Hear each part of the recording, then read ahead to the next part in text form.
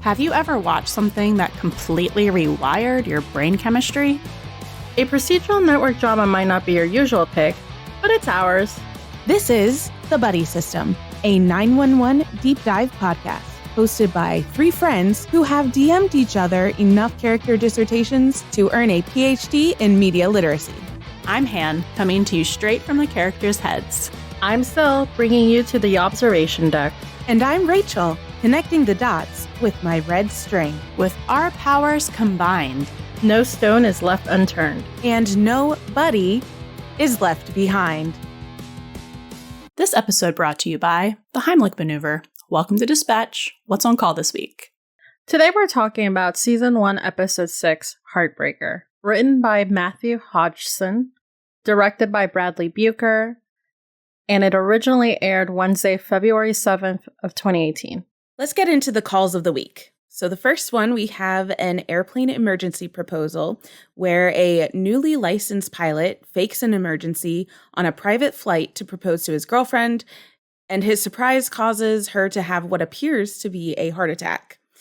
Then we have Melora's no good, very bad Valentine's Day, in which a noise disturbance call on a couple's Valentine's date at home turns into more than Athena bargained for. A medical transport driver is caught in the middle of a pileup in the highway, and Athena assists delivering the organ to the hospital and the awaiting patient. Next, we have a first date fail. While on a romantic Valentine's date with 911 dispatcher Abby, Buck chokes on a piece of bread, obstructing his airway, and Abby performs an emergency tracheotomy. And last but not least, we have the Casanova catapult, where a call comes in from a man whispering that he thinks he's broken his back, but as the 118 arrive, the call is not as straightforward as they thought. So this is a very interesting episode. I think we've all been kind of waiting in the wings to get to it because it's a little bit of a pivot from the first pivot. It's a little bit of a different tone than the first, 4 episodes. And again, I think we mentioned this last episode as well, where we were kind of feeling like this was 911 kind of getting into its groove and really understanding the way it wants to do things moving forward now that it had 4 or 5 episodes under the belt. I think this episode kind of continues that trend a little bit, where there's a lot of kind of that signature silliness sprinkled in to good effect here. That's a good word. It is very much their particular brand of humor, which is just mentally ill. Which is what I enjoyed so much. This is where we start to say, who in their right minds came up with this? But they're not. That's the thing. They're just as mentally unwell as we are. They're just like us for real. Maybe that's why we like it so much. We relate to it on a mental level. Yeah.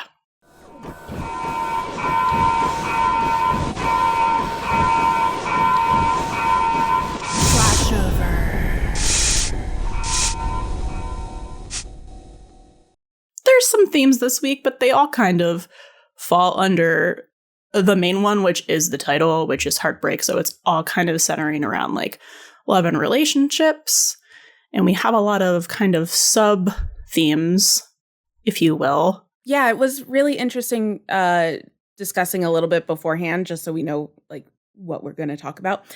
And we all kind of found very similar themes, or themes that could fall under an umbrella. But the way that we interpreted them was kind of different, and I thought that was really interesting. And so there's the disillusion of Valentine's Day. There's a disillusionment of love and relationships that they touch upon. There's different types of relationships that they kind of explore, at least on the negative side. Well, we have a character that isn't really stable in her reality. That's an understatement. I broke them down to really small ones. So you've already touched on most of them. I think the disillusionment is like the big one for me, which after you pointed it out, I was like, that's a perfect word. Another thing, like communication was my big one. Communication is a huge issue in every single call, every single kind of character arc we see in this episode. And Signs and Bad Omens is a particular favorite one of mine in this episode as well. And that one's also kind of interesting because it only like, with something like Signs and Bad Omens, it only means so much as to what you attribute to it, right? Because it's all about like individual interpretation of what is a sign, what is an omen, that kind of stuff. I just think that's interesting too. So with Heartbreak, I mean, you have unrequited love. You also have kind of a medical heartbreak, which we'll definitely get into later in the in this episode. There's also like a theme of the dichotomy of a good heart versus a broken heart that's been touched upon several times during the episode.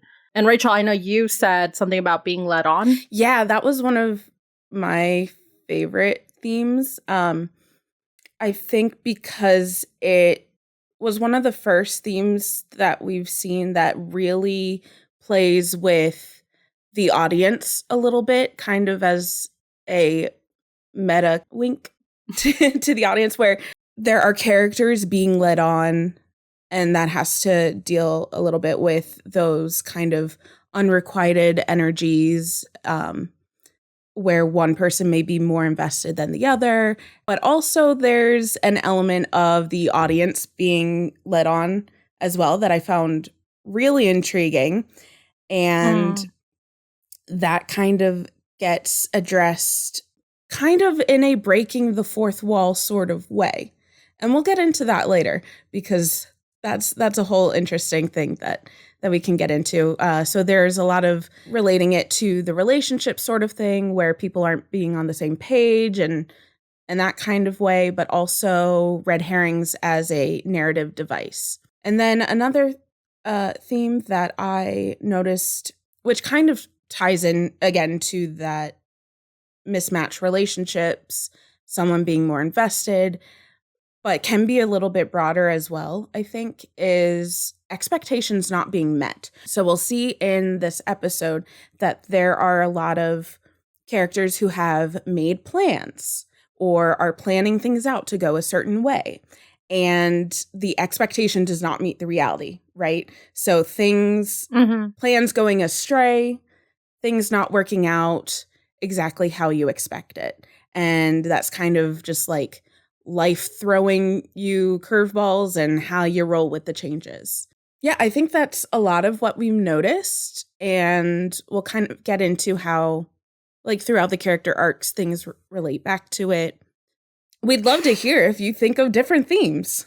Oh, yeah, definitely talk to us on our socials and when we post new episodes, and let us know what you think of our themes. And if you have ones that we missed, we want to hear about it, especially those two. Yeah, we're always interested in looking at different interpretations, different perspectives. My favorite thing is parallels. Yes. So I love parallels. So if anyone out there has parallels about anything, and I'm not just talking about this episode, I'm talking about anything, at us. At the Buddy System Pod. Yeah. We'll be able to get into those more when we're not like on the 6th episode of the entire show. For sure. Oh, yeah. Once we get deeper into the series, we'll be able to refer back to a lot of what we've already discussed, because I think, especially in themes, there are themes that kind of cross over into different storylines for characters and different season themes as well. I feel like it's all just like really interconnected in a great way. Who's cooking? Getting into character arcs, we have Buck and Abby, who are just very interconnected. I was going to say something else. Yeah, their arcs are very entwined with each other this season. So we'll kind of be talking about them at the same time, because there's pretty much, I think like last time as well, a little bit, most of their appearance in this episode is together or interacting. And since, we've already watched this, I mean, we know that, and I know this is the 6th episode, and this is probably something that I should probably say during our season 1 wrap, but I think they use each other as character development for both of them. Some kind of character development, if that makes sense. No, it does make sense. They are on, well, they're not on the same character track exactly, but they're, hold on. Oh. She's cooking. This metaphor is going to be pertinent later on. They're kind of trains on the same track or parallel tracks that are barreling towards each other, right? A little bit. Like they're not exactly on the same. It's not a perfect metaphor, but they're they're. I see what you're saying, but my literal ass is like, no. Something about trains, they're not exactly on the same track, but okay. So they're kind of coming from different directions, but they're going parallel at this point. So it's like they're not necessarily on the same track, but they are interacting with each other, and they're like right there alongside each other until they diverge again. In completely different directions. And maybe then come crashing back. And then and then maybe like derail back. I don't know, just saying. Derail back. Oh my God. Well, speaking of other forms of transportation, we start this episode off with an idiot. Dude, fuck this guy. Literally fuck this guy. I was rewatching this episode for the second time with my partner, and he's never like watched any of this. So anytime I bring that up, it's the first time he's seen it. And I prefaced this whole scene, I was like, what this man is about to do is a great way to get left. And he was like, okay. He was really excited about like the like Cessna airplanes, because like he wants to like get his pilot's license and like fly those one day. Oh, that's cute. So he was like nerding out talking about that, and I was like, fuck this guy specifically. Yeah, this is. And then he immediately was like, is he going to pretend something's wrong with the plane? And I was like, yep. Not a great start to the next step of a relationship, but I guess the girl was into it. I can't believe the girl said yes. Like I was flabbergasted. But I think it was season 6 where Chimney was like getting ready to propose to Maddie, and there was that whole the guy jumping off, like hang gliding or like parasailing off the building sort of thing, and then he got caught on the truck, and the girl said yes because she couldn't not in that situation. It kind of reminded me, like having watched everything, this kind of reminded me of that. I think it was different, but it's kind of like, but I can see why it would remind you, but parallels. But just propose to people like on ground when you have both been there together. Or when you are not in charge of a large vehicle. He could have totally proposed to her in a way that wasn't pretending that the plane was like literally going to crash. You know what I mean? But that's where we get into some of those different pages, people not being on the same page, because when she realizes that this is a proposal, because he tells her to bring out the emergency checklist, right? So you have a plan with multiple steps, and things are not going as expected. And when she realizes that this is a proposal, because he typed it in there to be like, I guess it's trying to be quirky, but it didn't land. And and so she says, I hate you, and he says, I love you, and it's at the same time, and it's just like, this is not a great start, because they're on 2 different pages. So that starts the whole thing off. And then it's interesting then that Buck and Abby together are the ones to save the girl, which also they thought it was a heart attack, but it turned out to be something else. So there's also already from the get something about things not going as expected, like multiple things not going as expected, not going as planned, because the way they were planning on treating her for a heart attack would have caused severe damage if Abby hadn't like followed her hunches and like contacted her doctor or something like that, whatever it was, and contacted Buck to give her the right treatment. So we see them being like very in sync, like we did in the previous episode, where like they are good, like they work together well as a team in these like high pressure situations. But then we like very quickly start to see the rest of the episode displaying how that is the only place that they operate like that, because they don't communicate, which is super weird for people whose entire relationship is based on communication through a phone, like phone calls, not even texting, phone calls. Yeah.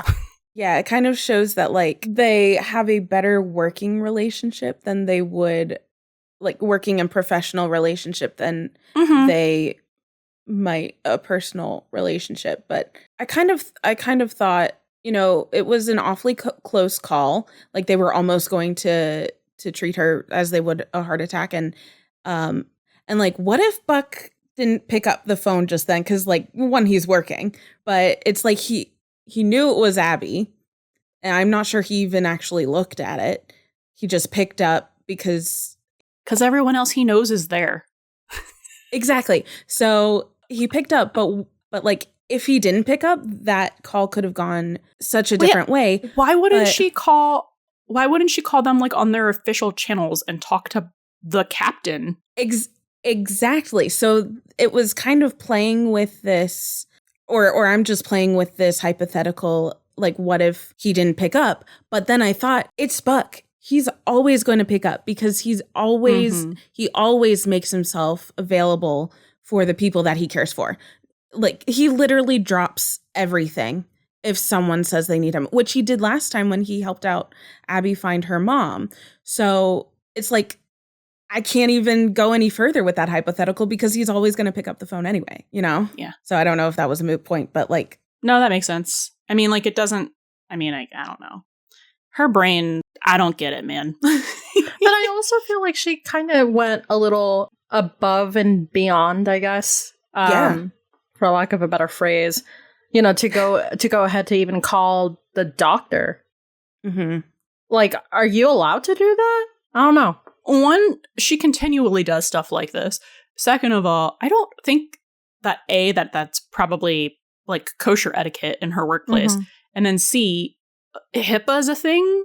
Yeah. And like 911 operators are not like medical like providers. So I think we're just like not super aware of the ethics in that, because like if it is an emergency situation and it could be between life and death, you know, and I mean, granted, if it was like Abby went out on a hunch and it turned out to be this thing called broken heart syndrome, which is hilariously. They did it for the funny ha-has. And it happens a couple times in this episode, which is hilarious. And I really wonder if that's an actual thing.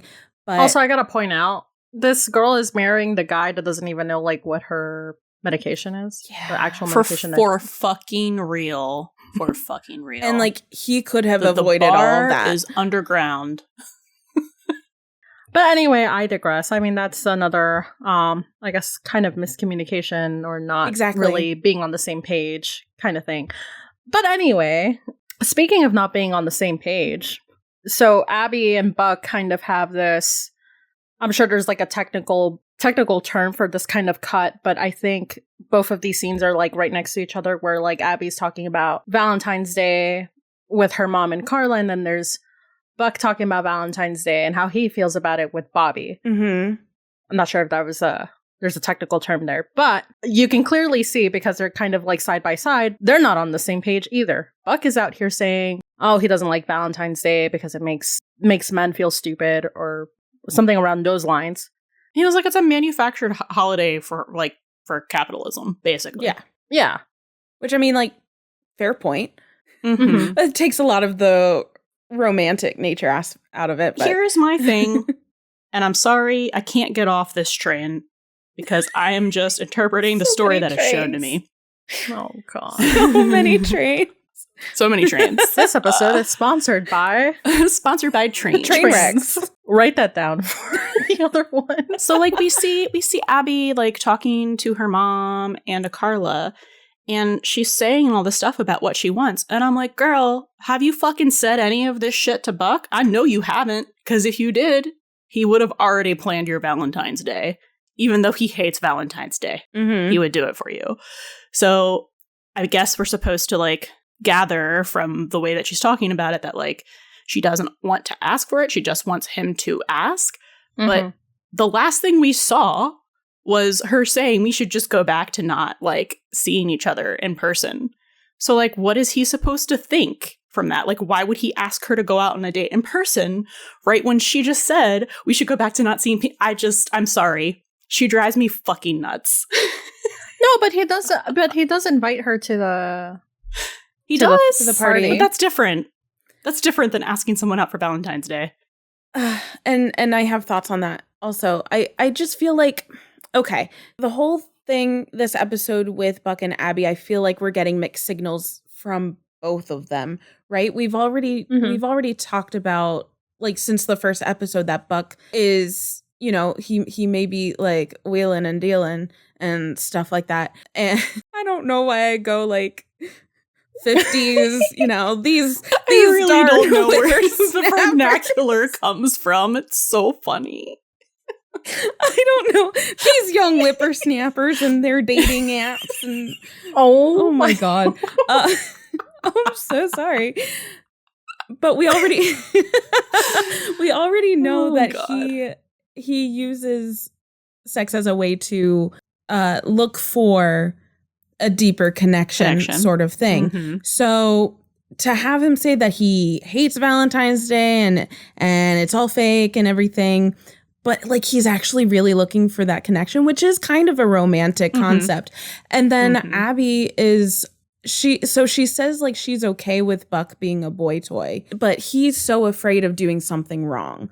So to me, that I kind of interpreted that a little differently, where like she isn't really looking for anything more than what she thinks that he can give her. Like their expectations of the other are strange, because Abby says she loves Valentine's Day. She's a hopeless romantic. She wants to feel like wooed and romance, and she wants to feel special, but she also says like, I just kind of want to like dress up nice and wear nice underwear, and like I'm okay with Buck being a boy toy. So to me, their actions don't line up with their words. It seems like Buck is actively trying to change his Buck 1.0 ways that we saw in the pilot, which is also kind of relating to one of our themes from the last episode, which was, are people capable of change? So he's kind of trying to change his ways, where he's looking for a connection first as opposed to secondarily.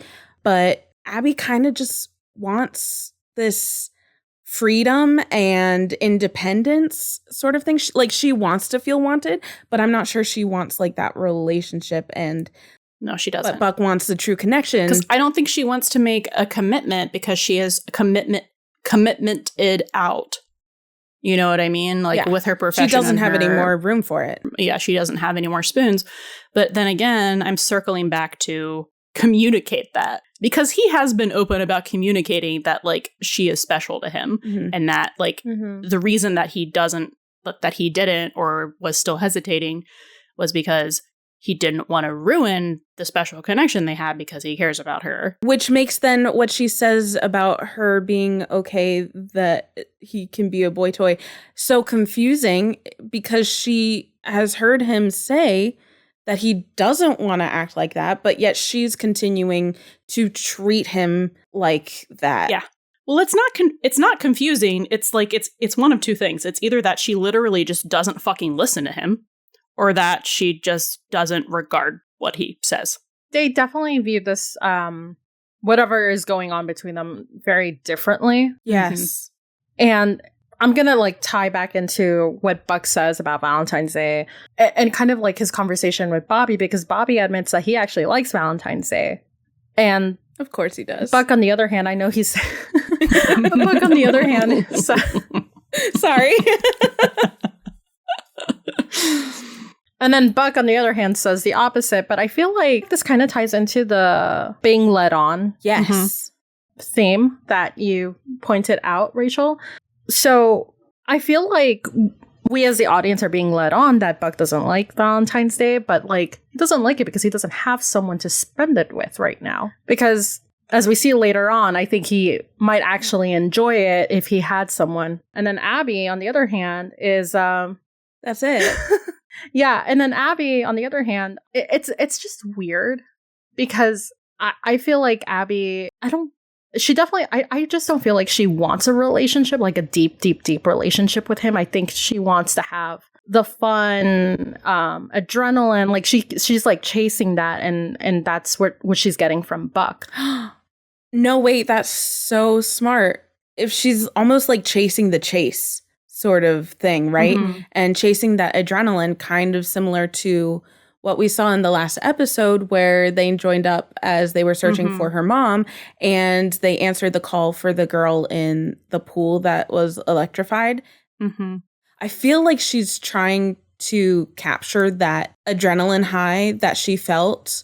Mm-hmm. But she... From the last episode? Yeah. Yeah. Or like, I think that she feels like her life needs a little bit because she doesn't get that sort of thing in any other way in her life. And it's very just, she has to be very reliable, and she has to, do things for others. And while they did all of that at that call, there was something exhilarating about it. And she doesn't have anything exhilarating in her life except for Buck right now, because he's new and different, and he's young. He's a young whippersnapper who she knows has been around town. I don't know why I'm using these really old-fangled... I really don't know, but you're just really digging your heels in. I mean, but yeah, I think it just goes back to their words and their actions don't line up with like themselves, because Abby's saying she's a hopeless romantic, but she's not acting like someone who is looking for romance. And Buck doesn't think Valentine's Day is a fake, but it's because he's so genuine that he doesn't get why someone would do something. He can't wrap his head around doing something just because they're told they should, which it like it's an obligatory thing. Yeah, which kind of tracks because he doesn't take direction very well. It all has to be so internally motivated, like and built from a seed of genuineness. And that's what he's finding with Abby, but that's not what she's looking for. I have a wildly speculative headcanon. Go for it. For Buck and Valentine's Day that I would like to throw in the ring here. Please. For why he also hates it. So it was right on the nose with saying it's one of the reasons is because like he is at this point where he, wants to have that deeper connection with someone, and like he kind of feels like he has it, but like it's out of his reach, and so he can't spend Valentine's Day with anyone. So he's a little bitter. But I also feel like he has some sort of traumatic history with Valentine's Day with a girl that he had feelings for, and it was either like in high school or college, but that it was like traumatic. That like whether it was like someone that he was like really close friends with and like confessed his feelings for like by asking them out for Valentine's Day, and like they were like, oh, you're so cute. It was like maybe it was like a friends with benefits situation, Maybe it was someone who chose someone else over him. There goes those abandonment issues. But yeah, so I'm just piling on some more abandonment issues on top of that. But yeah, that's my little extra treat of a headcanon, I guess. It doesn't sound out of character, like for someone who wants to be chosen, like chosen. That would just make sense. Obviously, this is not in the canon text, but we're extrapolating. And it was very specific, like the way he was wording it, because like I agreed with most of what he said, but there was the point where he was like a manufacturer to make men go into debt. And so that's when my brain was like triggered to the headcanon. I was like, oh, he bought some sort of like very expensive like gift as like this grand gesture. He is a grand gesture kind of guy, huh? is a grand gesture person. And it has to be genuine. So like, when he goes grand gesture, he means it. Because he's a big action guy. So every action that he takes, big swings. Yeah. So it just totally fits in with his personality that sort of thing would have happened to him. And I don't know. I dig it. Anyway, I continue to be on my Abby, you're a cool person, but please just leave Buck alone train, because she is continuing to like use him and I don't like it.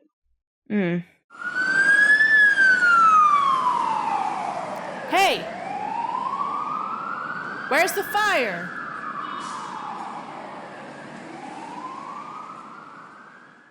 Yeah, so we'll get into the Chimney's welcome back party at the 118, and we'll kind of use that as our scene dissection because there's a lot going on. We get pretty much all of our characters there. I guess like Athena has come into the kitchen at the 118 before, but this is like a big thing. This is Chimney's like return. Because we've been missing him for 3 episodes.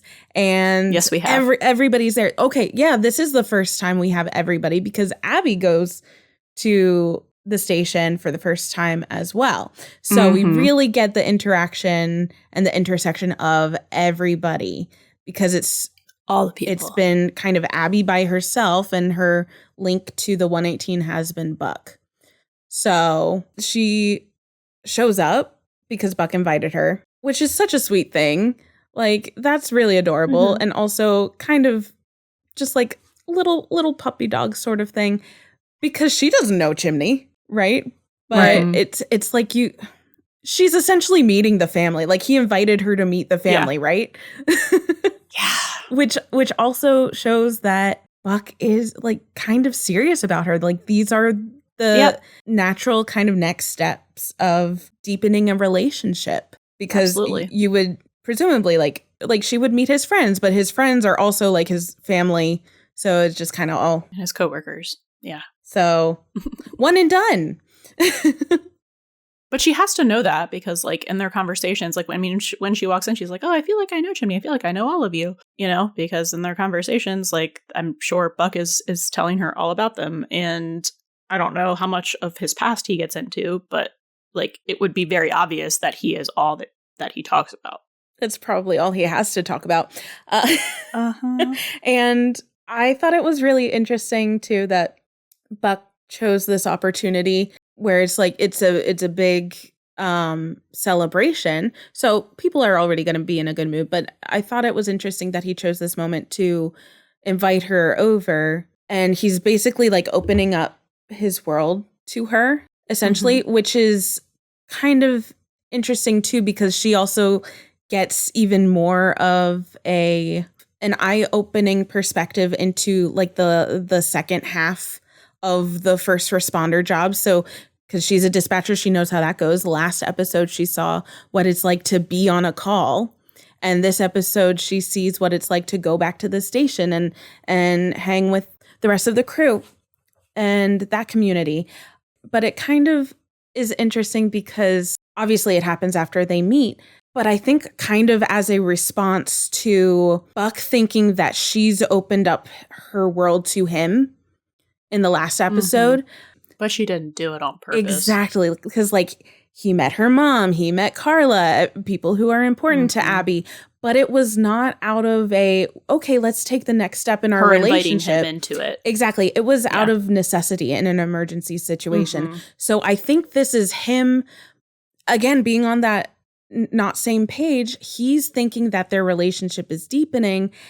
And so he's inviting her into his world. But I don't think they're on like it's not on the same level. It's just she just keeps doing it. She just keeps like throwing, and I don't know I don't think this woman is oblivious. Like, I think she is smart. And so I don't know if she's just like being intentionally blind to like all of the things that he has literally said and the things that he is like showing that he wants from her.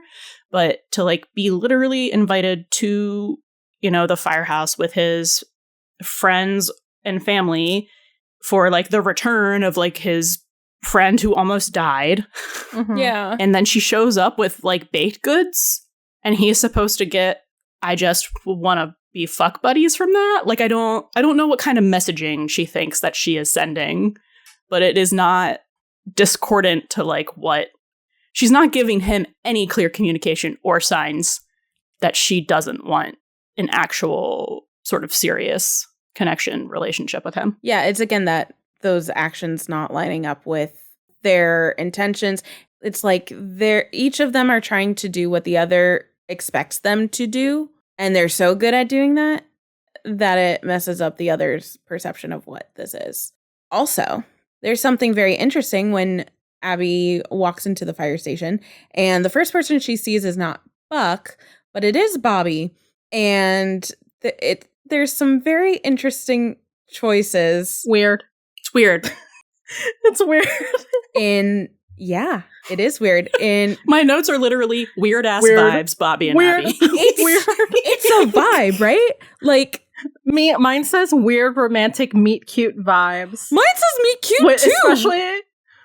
Especially with soft music and awkward laughs, yes. And Bobby's lingering looks after Buck greets her. Like, that's exactly it. So my sub note was that I don't know if this was like what's actually happening or if I'm just deluding myself because I'm trying to make it not weird.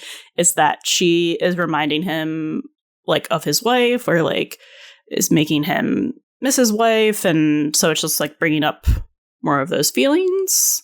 That's what I'm going to choose to believe, because whatever it was that they were very obviously trying to do there, ew. I was trying to do a little bit of like research to maybe see if there was like some kind of interview. I couldn't find anything. I couldn't either. I just found like a Reddit thread where we're not the... I read that thread too. Like to see if we were all reading it correctly, because basically it was a lot of people. I think it was on the main 911 subreddit. Yeah, that it feels like they were going to make this like love triangle with Buck, Bobby, and Abby. That would have been so weird. It would have been weird. I'm glad they... That's his dad. It's not even... Yeah, like, one, that's his dad. Two, that's just weird. Three, that's just weird. Weird infinity. Second of all, she's literally just a girl. I'll tell you though, like, this is one of those things that I really love talking about with other people who've watched the same piece of media, right? Like if you're getting a vibe and you want to, or have a certain thought about something and you want to see if other people do, this is one of those moments where it's like, the first time I watched it a couple years ago, I was kind of getting that vibe too. So it's really interesting to me that watching it again, I got that kind of vibe again, but individually, because the fact that we all picked up on it. I think we had we were talking about it before I had rewatched it, but I think we talked about it before any of us had rewatched it, about like how we were like, were those vibes like a thing that they were like maybe gonna do? Yeah. So to have one person pick up on something, you know, the classic 1 is an instance, 2 is a coincidence, 3 is a pattern, and so on and so forth. So to know that there was like a whole Reddit post about this and people are actively picking up on this, trying to find answers. It leads me to believe that this was intentionally done, which is one of the things that kind of made me think that the audience being led on in like a meta way in the narrative was one of the main themes. And I think this is the first instance of that. It's a lot more subtle than the other one with Athena later, but I can't help but think that this is kind of we're going the 911 taking the hand of the audience and being like, we're going to make you believe this. We're going to plant the seed. Did not want that seed to be planted.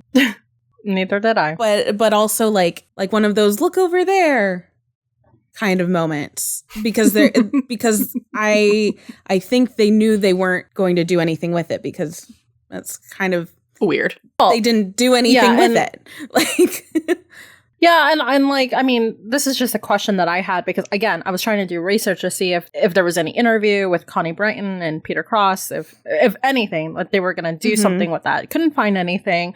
I mean, as we all know, Connie Britton only had a 1-season deal. So it's just interesting that they even decided to put that there and have everyone pick up on it, and then with no intention nothing to come out of it. Exactly. Mm-hmm. So that's what makes me think that it is intentionally leading the audience on to distract from something, which may be to distract from how Abby and Buck are maybe not the best match for each other, but also in that same vein, like if we're getting distracted and thinking like, oh, maybe there's a vibe there, that leads to think that maybe something that their connection isn't going to last as long, or it's not going to, or they're not the right match, and maybe she'd be better off with another character. Like one of those sort of like multi-layered, like, you know, if you were secure in the relationship, you wouldn't be looking elsewhere sort of thing, but like at the audience. Does that make sense? No, that makes perfect sense. I think going back to Buck and Abby's relationship, or like their visions in the relationship that they're having now, like I feel like she could easily look towards someone else, you know, and find someone else. And I think that could have been Bobby, but that would have been weird. Yeah. Too weird. It would have been weird, but it would have been interesting as well, because maybe he would have been like the slightly more mature. I don't know. No, it's just weird. That's Dad. No. That's Dad. No. Also, Athena is right there.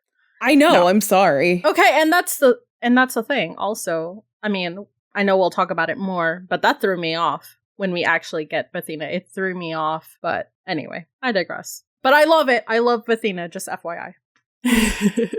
I will say one more thing about that. I think this misleading thing where we're thinking, oh, maybe something could happen between Abby and Bobby is misleading the audience in that direction, but also kind of gently and very subtly alluding to the fact that Bobby may be willing or may be seeking this kind of like connection.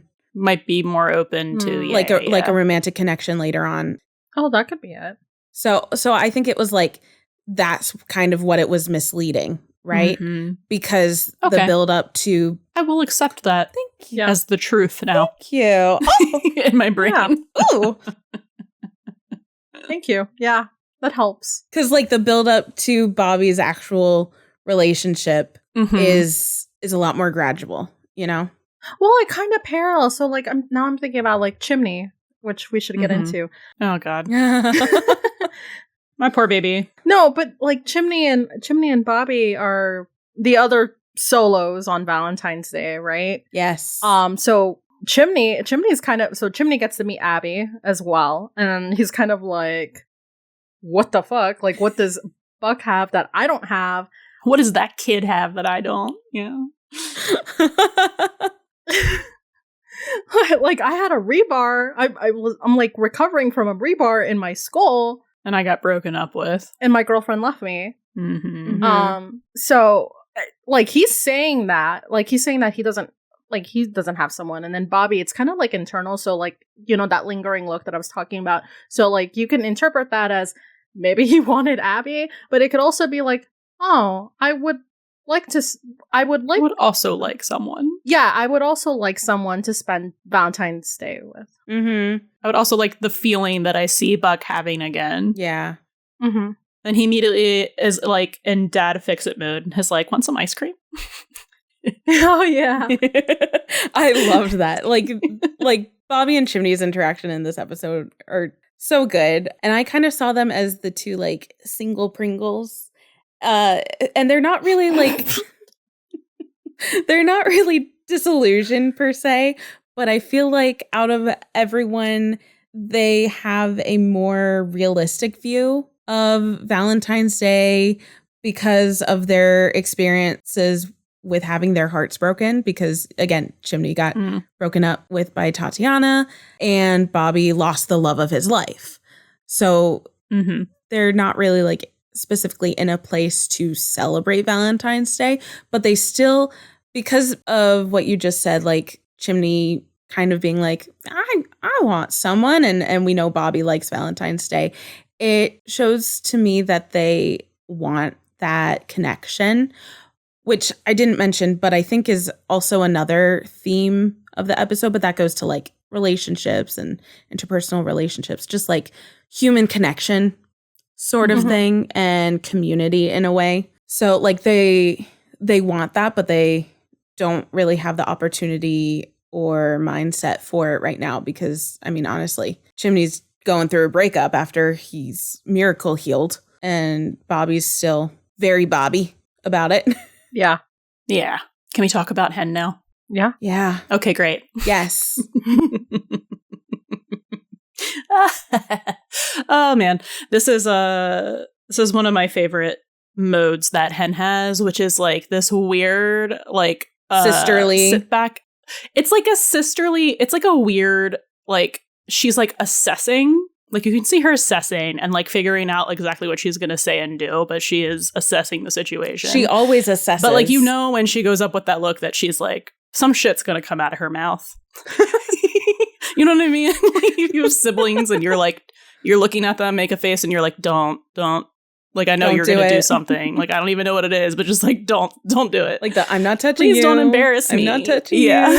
Yeah. Yeah. So yeah, she walks up and she's assessing. And then first I was like, oh, is she going to be like in protective big sister mode? Which she kind of is. She kind of is at the beginning. And she's like, I work with your boy here and glad to know you really exist. Subtle jab about like,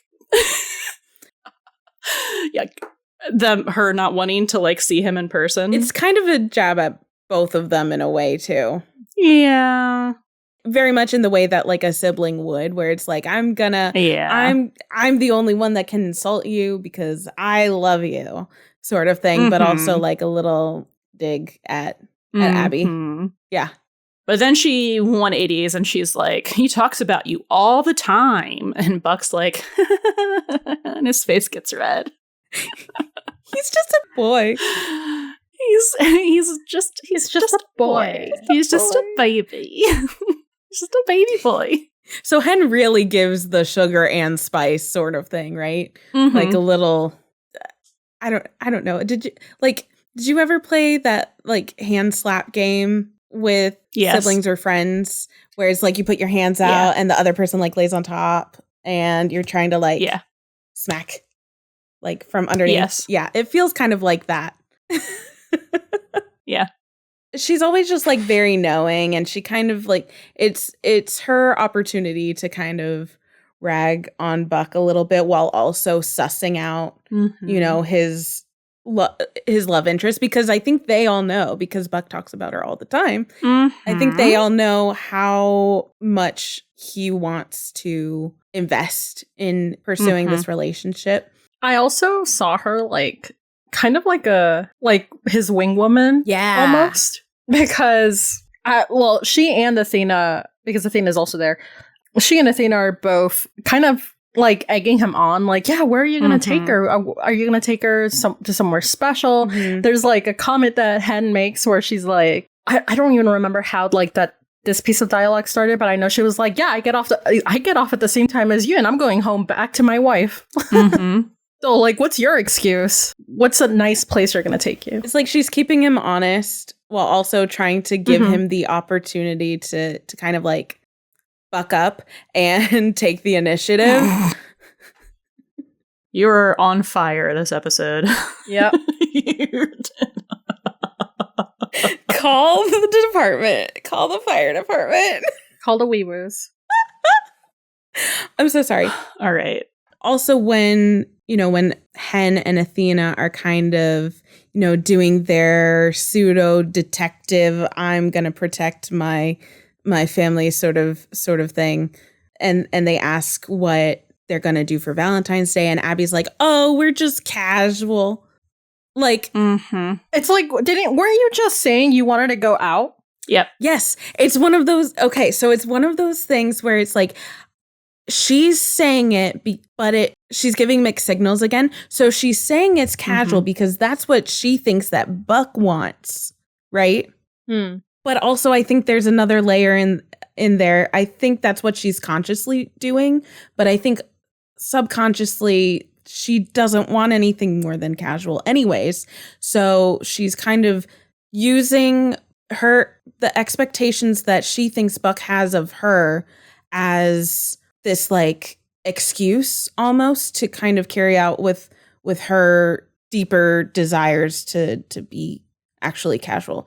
If that makes any, it's like, I don't know. I'm thinking about it in like a weird psychology, like backward psychology, but like that's actually what she's thinking sort of way.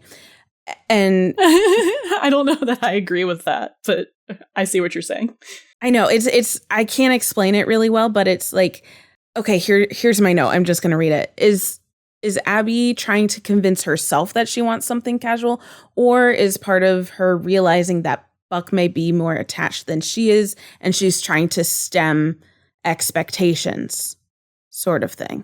Does that make sense? Mm-hmm. Yes. I think she literally was just trying to like make excuses for like not having had plans in front of the ladies who were like, which actually kind of annoyed me because I'm not a Valentine's Day hater, but I am like, it's a corporate holiday. And I am very much like Buck, where I'm like, things need to be like genuine. And I don't want you to like just get me something or take me somewhere because it's obligatory because it's Valentine's Day. You know what I mean? If we're together, you should love me and want to do shit with me all the time.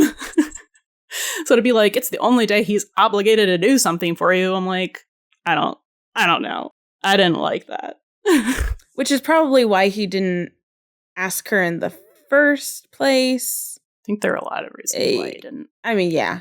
I don't know. I'm like psychologying myself into circles with this. Too close to the sun. A little bit. And it's like I just think to sum I don't think it's I mean, I'm not trying to be mean. I do not think it's that deep for Abby. Like, I do not think she is thinking that deeply about Buck at all. Yeah, which is why I'm thinking about it deeply for her. Where it's like top layer, middle layer, subconscious layer, where it's like the actual layer is reflecting the subconscious layer more than I don't know. I don't think there are layers. I think there are layers. Yeah, I mean, well, I think that if you're gonna talk about him like he's a boy toy and that it's kind of like, I mean, I wouldn't take that as someone who's looking for a serious relationship with him. I think she just wants to have she's here for a good time, not a long time. So wow. Which is true. You're so right. What a great saying. Yeah. I wonder who taught me that and why. Oh, I'll get into that later. I guess, okay, here's just a very brief way for me to reframe this and then we can move on. It seems like when she says, "Oh, we're just keeping it casual," the way she says it kind of sets it up like that was Buck's doing rather than her own.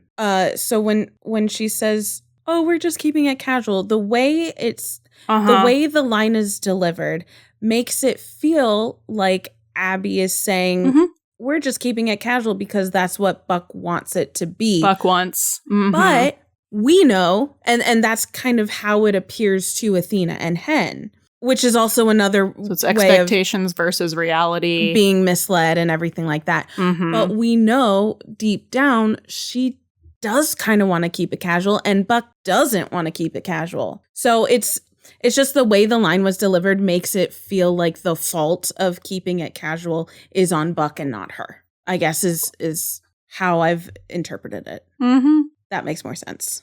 Yeah. Yeah.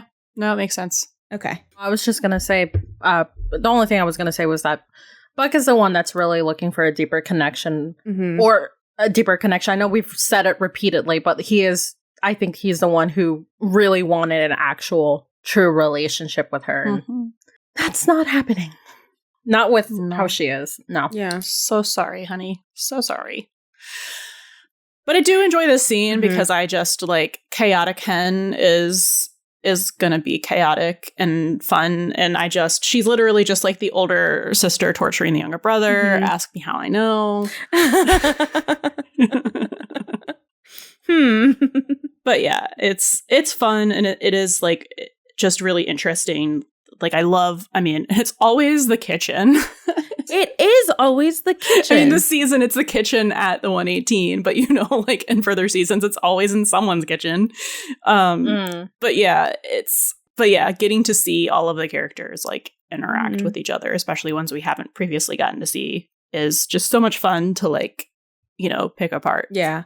And I think also just really quickly before I think we're ready to move on to getting ready for the date, the way I think Abby is able to see Buck interact with his family, with his community, I think also just shows another level where they're not necessarily on the same page, because he, like, as a 911 dispatcher, she's kind of like on her own little cubicle sort of thing, right? And she doesn't have a lot of, or it doesn't seem like she has a wide social circle. Yes, wider social circle other than like her mom, Carla.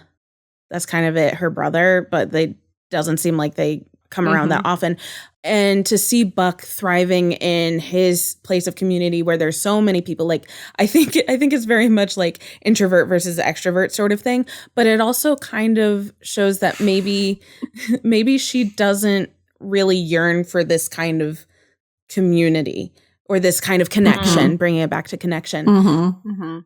And maybe she understands that that's not who she is, and that might be why she doesn't pursue like furthering her relationship with Buck, especially since, like, you know, at the end of the season when she goes on her solo adventure, like she doesn't need anybody, and she is kind of more independent that way, but Buck absolutely needs his people and he needs to be surrounded by them. So I think to see, you know, and that just goes back to him opening his world to her and seeing how deep his connections go. And that's just not who she is. So that's another way that they're not on the same page that way. That's all. I had a lot to say about that. I'm sorry. No, you're fine. I'm just getting ready to talk about this date. We have to talk about Buck and Bobby being father-son, because we need to talk about that. So I think it's like after the party, or no, this would have to be the next day. So now that Buck and Abby have made plans and Buck is getting ready for the date, and we see this really sweet scene of Bobby helping Buck with his tie. So, you know, it's like a really nice restaurant, and we really get to see like how much effort Buck is putting into this. And he's just trying to live up to expectations. So whether that's his expectations of what he thinks that Abby thinks of him, or expectations that he's holding himself to, or expectations of society. There's a lot going on there, and they have a really interesting conversation. I didn't really know how to talk about it, if anybody wants to mention that briefly. I didn't really know how to talk about it either, because it was like, it was one of those things where it was just like tying into the weirdness of Bobby and Abby. But Buck was, you know, he's very anxious getting ready for this, because like, I think it's probably like the first real date he's been on in a long time, like since high school or college. And he really cares about this person. And he, you know, he has this anxiety about fucking it up because he is a sex addict, self-diagnosed, as Bobby points out. But yeah, Bobby says something like, my big takeaway is Bobby was like, you know, like, do not sleep with her tonight. Like, just take her out. And then he was like, a woman like that deserves chivalry. And I'm like, what the fuck do you know about this woman? That's what I'm saying. Yeah. It was weird. What do you know about her? It was a weird thing to say. Like, I mean, he probably feels that way about like most women in general. Like any woman, yeah. You know what I mean? Any woman who isn't like boa constrictor woman. Like Bobby appears to be like a very chivalrous guy, right? Yeah. So yeah. He's probably like, do not fuck this one on the roof. You know what I mean? Like, yeah. Can't believe I have to tell you that, but yeah. Can't believe it needs to be said, but like, look at me, so I know you need to pay attention. Yeah, it was weird, because it's like, also to Buck's defense, like, it wouldn't necessarily, like, if they were to sleep together, it wouldn't be meaningless like the other hookups. Well, to him. Huh? Well, I'm saying it wouldn't be meaningless to him. Oh, it would mean something to him. Yes, that's what I mean. That's what I mean. So it wouldn't be meaningless because he's already developed a connection with her, as opposed to like his previous hookups where he's searching for the connection through sexual intimacy. Yeah, but like good old classic Bobby is like, it's the first date. Yeah. You know what I mean? Yeah. So it's just like, I think one of those times where Bobby's trying to give like meaningful advice that's like just slightly off the mark. You know, it just doesn't feel like it hits bullseye, you know? A little bit. I don't know. It's a very cute interaction, except for the like weirdness about like that comment with Abby. But I don't know. It's just like Buck is like, I feel like he gets over his anxiety by like focus on like, he's kind of fucking with Bobby. Oh, yeah. I feel like in this conversation, and Bobby is like pretending to be exasperated, but it comes out very fond. And it's, I don't know. It's just cute. Yeah. It's just father-son behavior. Mm-hmm. And then Abby is also getting ready for the date at her apartment, and she comes out and she looks like super nice, and Carla and her mom approve. And I think it's, oh yeah, her mom has that golden line. Says you don't look like a whore. Thanks. Just what you want to hear from your mom. So it's a great parallel between like the parental child relationships that we have there. But it also kind of seems like she's more excited just for the fact that she's going out at all rather than who she's going out with, you know? Yeah. So again, she's using him. But anywho. Now we can talk about the date. I have 2 things to say before the date. It's very quick. Oh, okay. This is just like a very literal interpretation of the bad omens, but literally both of them, Abby, for some reason says, any luck, nobody will get hurt. Girl, why did you say that? What could go why wrong? Was that a thing that you felt the need to say before you went on this like very normal date?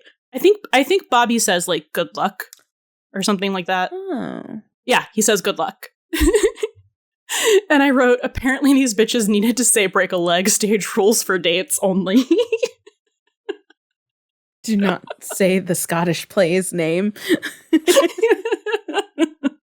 But yeah, I just was like, no, they didn't. And I didn't even notice that until my third watch through, that they like both said like, good luck with any luck. Ooh. So they're on this date where Buck did know people and got them into a nice place. Came through. And it's super interesting because I think it's the only time we get like a scene that I can remember where we actually hear the like internal monologue of characters. So I guess it was like very important for them to like show us what each of them was thinking. Because they're on different pages. They're on different pages. Like she's just excited and kind of like relaxed and like comfortable there. And like Buck looks very anxious. And like he, I don't know. It just seems like, first of all, a place that he would never go in a million years if he wasn't like trying to Impress. Well, yeah, like it's proven with the wine. And he'd see something, he was like, I guess it tastes like wine to me. Like he's not. That was so endearing, though. Yeah. He's so cute. Everything he does is charming. It's really upsetting. It's so true. Like, yeah, we know you know nothing about wine, but that was cute. Also, like, just to talk about like some of their internal monologue, it's the juxtaposition, like what they are actually thinking is so interesting because like Buck is like oh my god, her hair looks so nice, she looks so pretty, like more like nicer, endearing things, and then meanwhile this one's like, oh my god, I can see his muscles. It's more provocative. It's like it's like it shows like what exactly they want internally. Like Buck is more romantic. She's more like, I really just want to connect. Like in LinkedIn. Yeah. Yeah. And yeah. It really does. He's very much like nervous and like, oh my god, she's so pretty, but like, wait, no down, boy, like don't fuck it up. And she's very much like, he is really hot and I would like to climb in like a tree. Yeah, I would like to climb him like a tree. Yeah. Just also the fact that like, I was gonna say ride him like a horse. Yeehaw, got cowboy. He's got someone else too. I know. Don't worry, Texas is coming.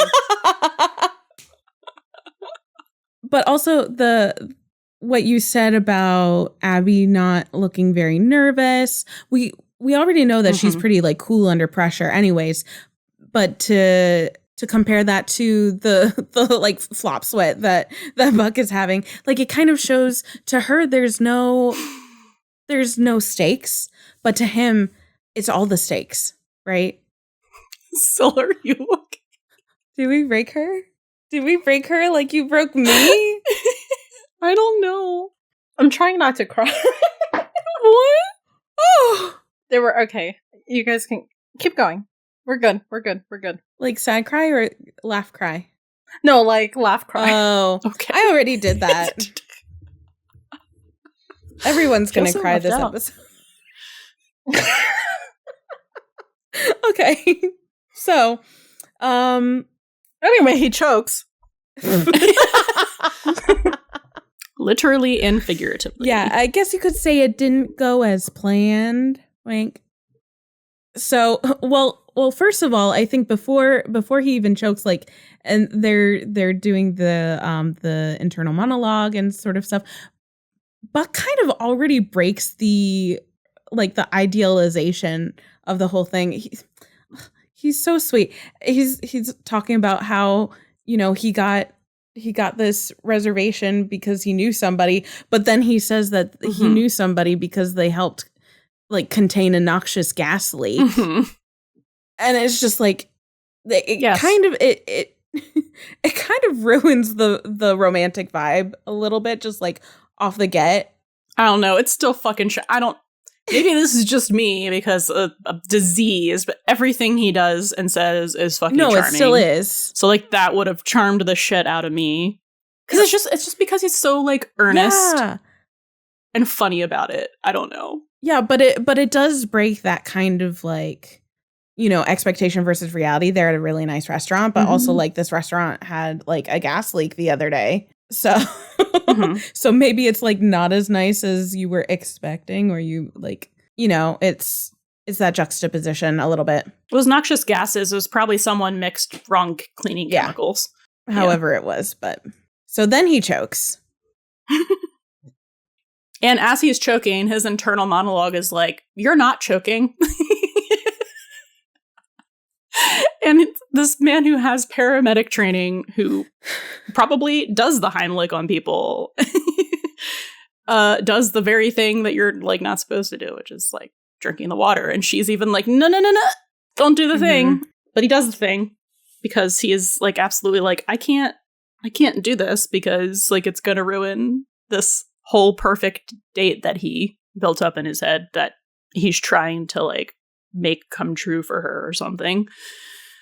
It's not worth literally dying over, Buck. I promise you it's not that serious.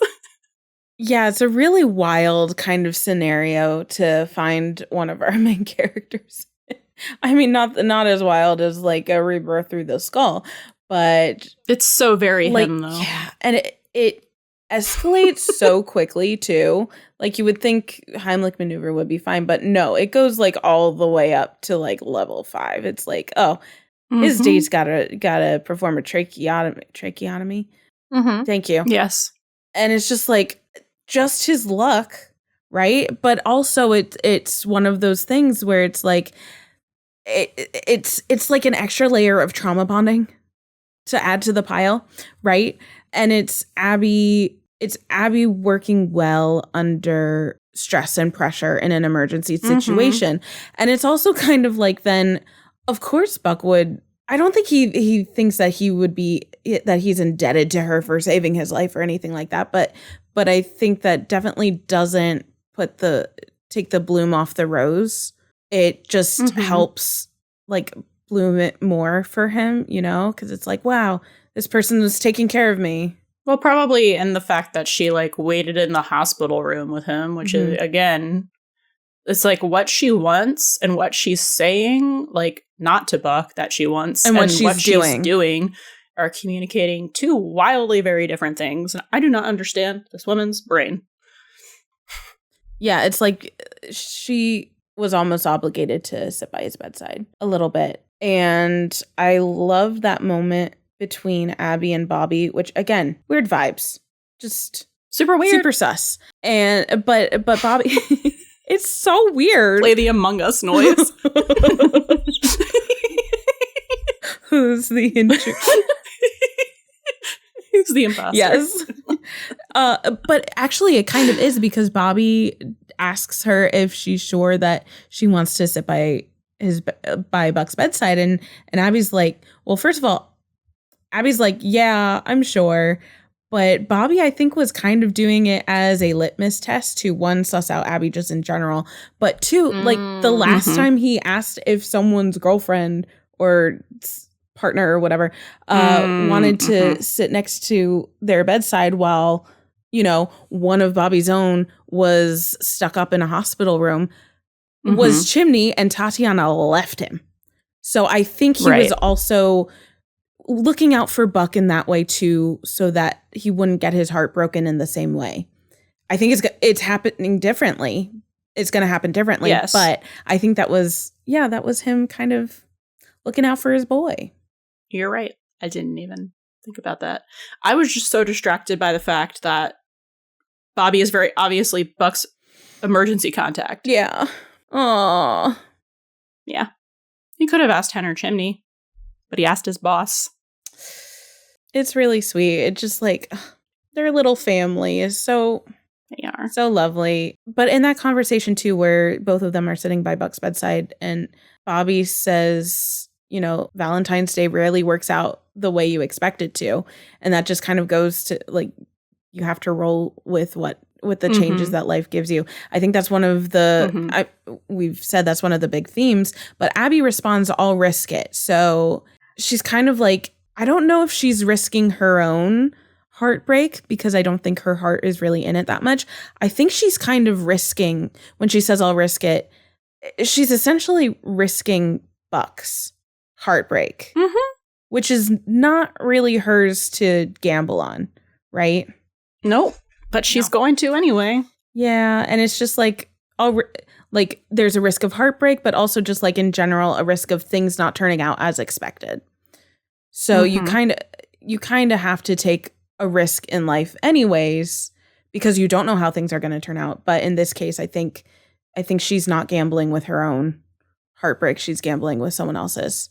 And then them going to get coffee is like more of that like misleading red herring sort of like, this is a weird vibe. And again, I think that's 0 out of 10 did not enjoy. Yeah, whatever those vibes I think were. that was really just like setting up the possibility of like Bobby being ready to move on, and like doing it in a really subtle way where we know it's not going anywhere. Oh yeah, but that's the truth now to me, whether that's what they meant or not. That's cool. That's canon. I love that. Well, can't wait to further explore this mismatched relationship. Oh boy. Just kind of tying that back into that being one of our themes. So true. Gonna get a cake when I get to call time of death on that fucking thing. I'm so ready to be done. Me too. No, it's okay. Speaking of Bobby, I think he and Chimney are kind of paired up. We talked a little bit about at the Chimney's welcome back party.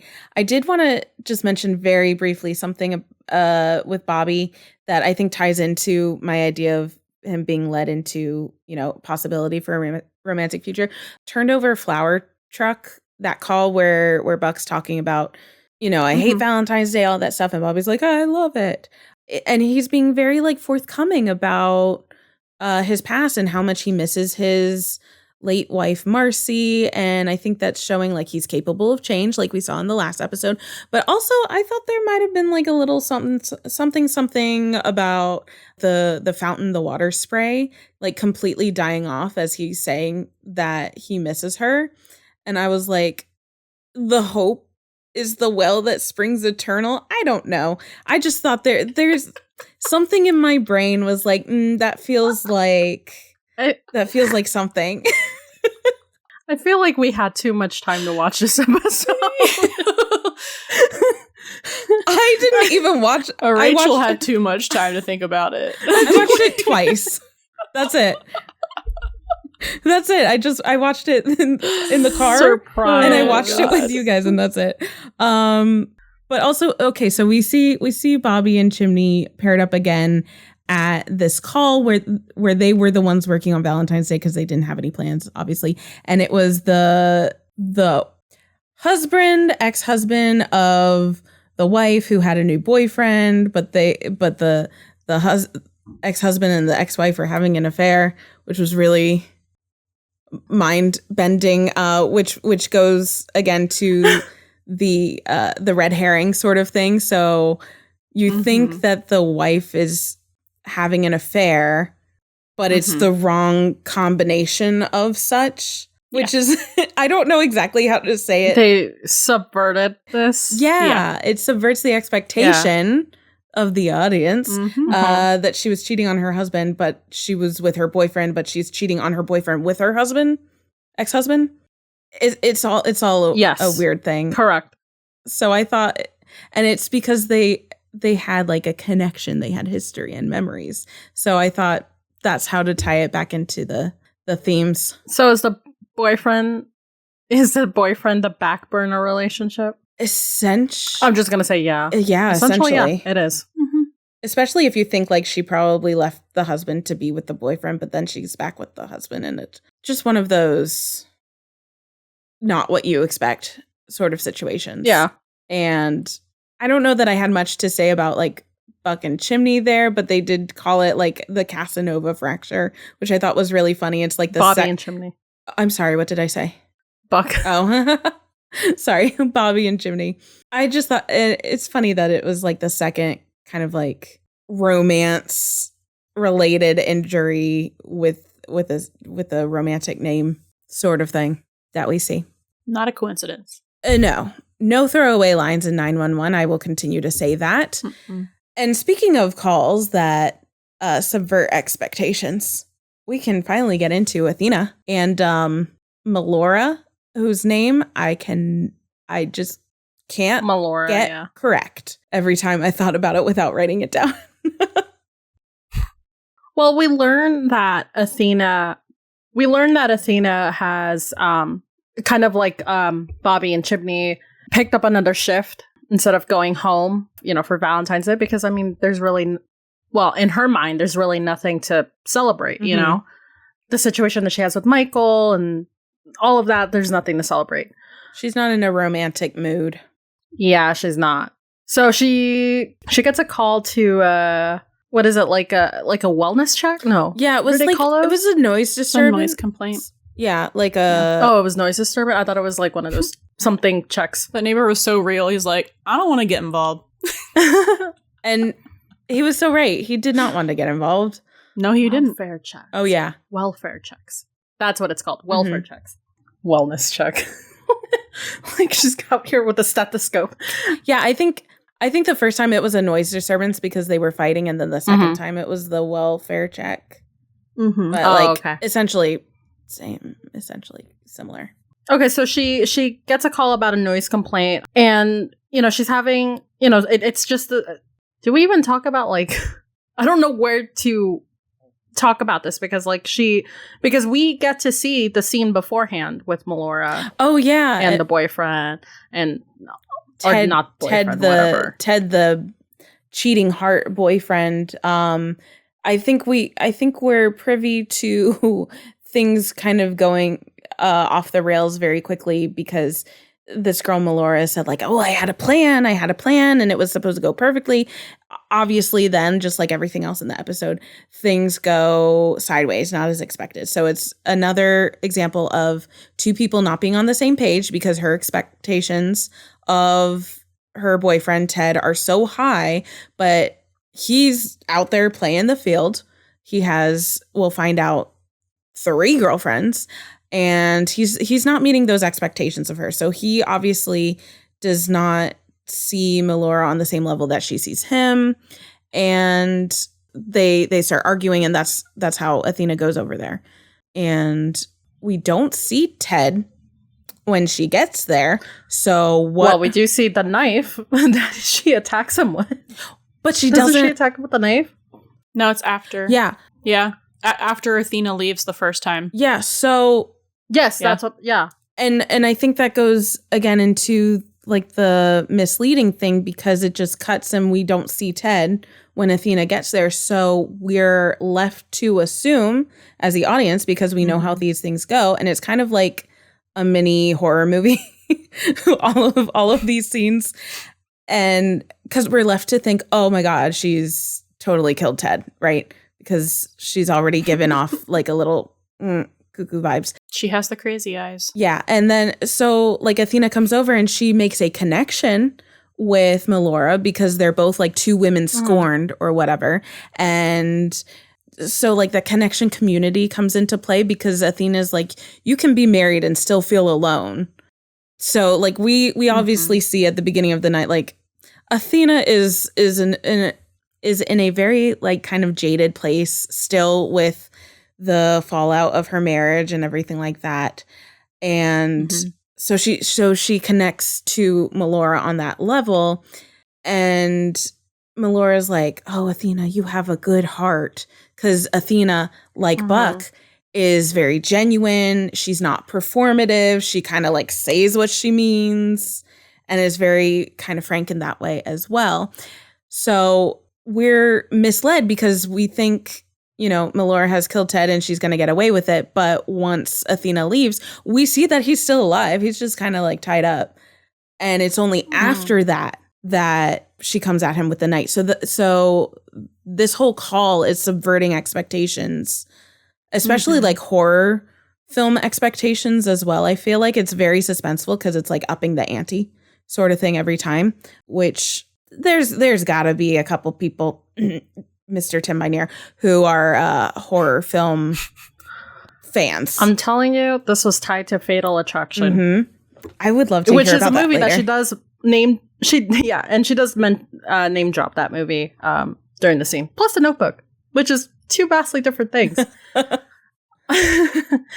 Well, it's interesting that we're talking about like having a good heart because Athena being so jaded and picking up the shift and all of that. I mean, you know, she does like good deeds in this episode. Like she's talking to Melora, she's making that connection. And then like we see her in responding to what was it? Like, I don't know. I just know that there was like there was a situation. Was it an accident? Yeah, it was like I think they said it was like a 12-car pileup, but no fatalities. It's like a pileup. Okay. But no fatalities, which is kind of like miraculous again. 12-car pileup. I know. Okay. How do you have a 12-car pileup and no fatalities? I think it was just one of those like. Well, it's LA. They were probably going 5 miles an hour. Fair. And I think it was just kind of like one of those little like we're gonna not plot hole, but little like thing to thrown in to just kind of like it was a plot device essentially to get Athena to help deliver the transplant organ thing.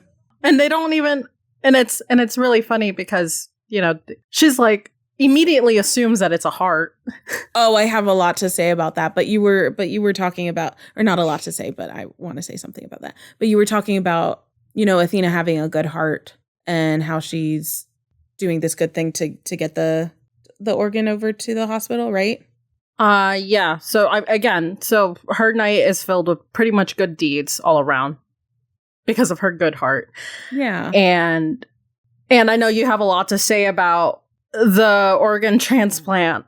No, it was just kind of funny about the transplant special delivery thing because it's another example of the audience and the characters being led on, and it kind of goes into this meta leading on the audience because we're listening to the music that's playing, and it's like, you know, the There Goes My Heart song, and it's Valentine's Day, so it's very, you know, like on theme.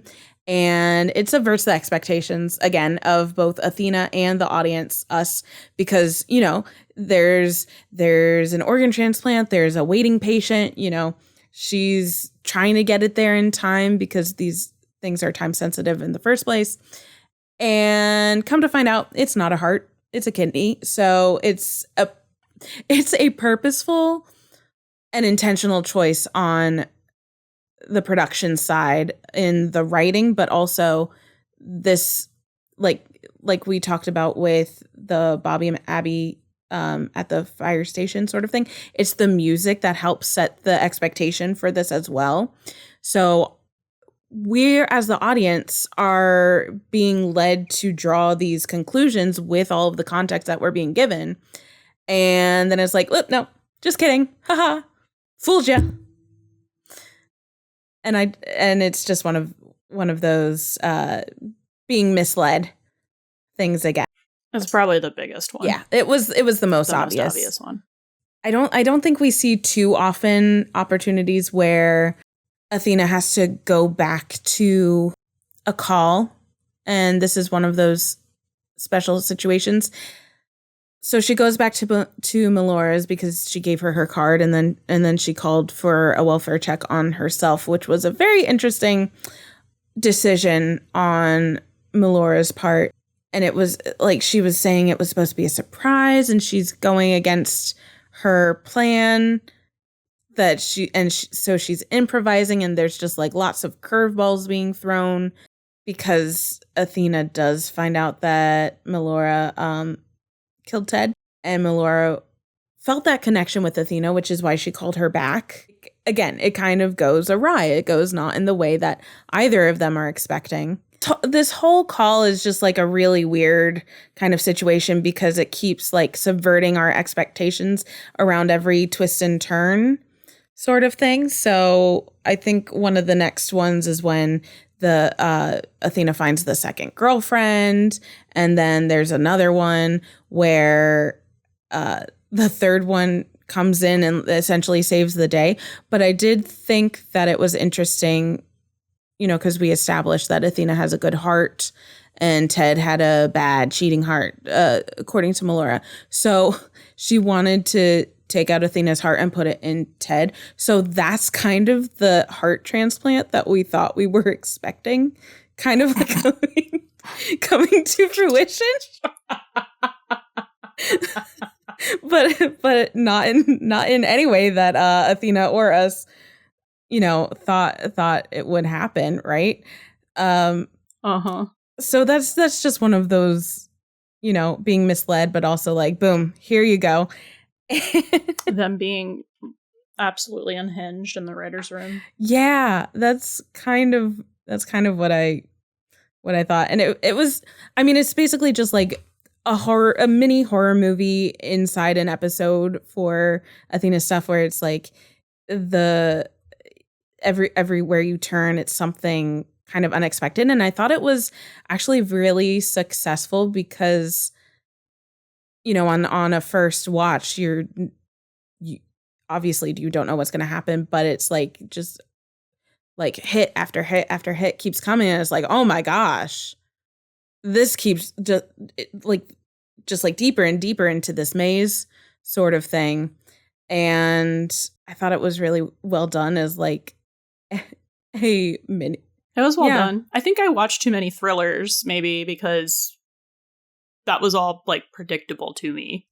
It wasn't out of the realm of possibility, but I think it was. Yeah, they were planting the seeds. Yeah. Like they weren't like trying to like jump scare you or anything. Yeah, I think it fulfilled a lot of like horror tropes where where the third date comes in and essentially gives Athena the opportunity to take Melora down is an expected trope, but just the fact that, it was, giving us kind of like left turns where not necessarily where we weren't expecting it, but like what it was not expecting. And then after that whole ordeal, when she goes home, she realizes that she's like, she comes back to this really lovely, what is it, like wine and cookies and a card or something like that set up from her family, and realizing that she is so loved and by the family that she's created. Even if it's not romantic. Exactly. It's familial. It's that it's that connection to her family that really keeps her heart good, essentially. I feel like that was kind of like a reminder. So, you know, how she starts off the episode, how, oh yeah, I'm just trying to get away from romance. But Valentine's Day doesn't have to be about romance. Yeah. It could be about the relationships around you, especially your familial relationships. So she comes home and it's like a reminder that, hey, you still had your family you've got to come back home to instead of taking an extra shift. I understand why she did that. I'm not like ragging on her for doing so. It's totally understandable. It's just, it should be like a worldly message about Valentine's Day doesn't have to be about like the commercialness of it all, or needing someone romantically or going out or doing all that stuff. It could be the people you have at home too, or the people that you truly care about. I think that's a powerful message at the end of the day. Yeah, I think it was like the perfect like little bow at the end where they were giving us so much about, you know, romantic love and relationships and partnerships. But again, there was this underlying theme of just like connection in general, like human connection and community. And it doesn't necessarily have to be romantic. It can be platonic, it can be familial.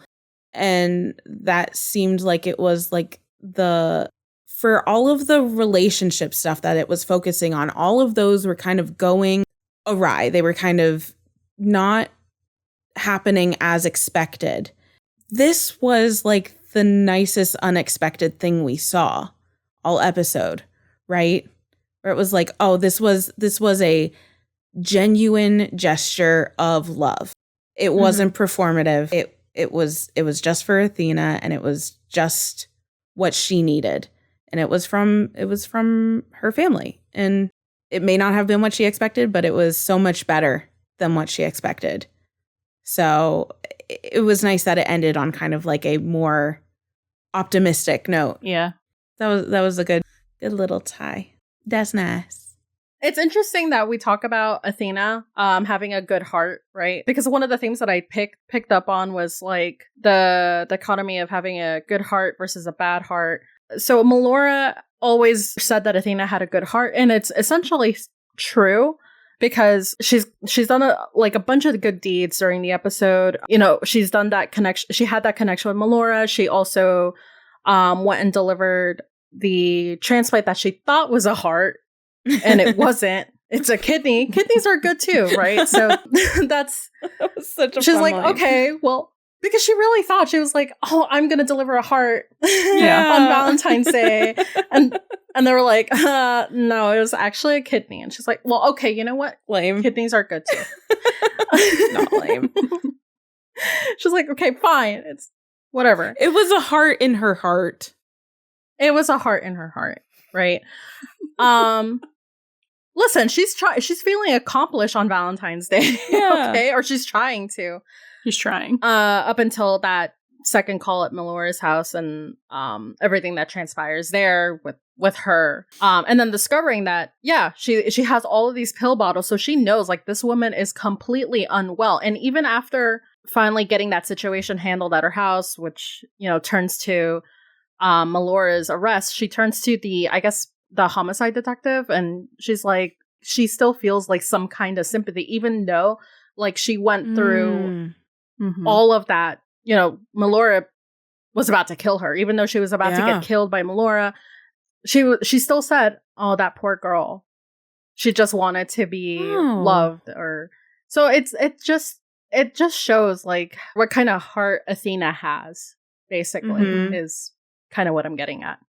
No, I love that point. That's a really great point because, like, you know, being a sergeant and a police officer, she sees a lot of the kind of bad parts of humanity, of what they can do, but to have her be still so like connected to people and generally think the good, like be optimistic and generally thinking that people are good at heart. She's very empathetic. Yeah. I think she really felt for this girl because, like, you know, after seeing the pill, she was like, this is not her fault. Yeah. you know, like this is a mental health care system failure. Yeah. Mhm. 100%. And we do get hints of that, like in like when Athena's trying to talk to her, like try to like be like try to empathize with her Yeah. and like try and explain like this isn't your fault. And she's like, I'm so tired. Melora's like, I'm so tired of people telling me what's wrong with me. You know, like I'm fine. So you know, they're laying little seeds to like imply that something is wrong, and people have just been prescribing her things instead of like actually, you know, figuring out what is actually wrong, and treating her. Mm-hmm. Yeah. So, yeah, I think that's a very understandable thing to have empathy for. Like, more difficult after they try to kill you, but you know. But even I think, in spite of, Yeah. she still felt for her. Yeah. I love that. We're gonna need the jaws of life over here. We'll go a little bit into Jaws of Life, which is our deep dive segment. And I don't know what I was doing. I just kind of hooked on to a couple things. And these are going to be kind of really, really out there, really deep, red, stringy sort of, I don't know. I thought they were kind of interesting.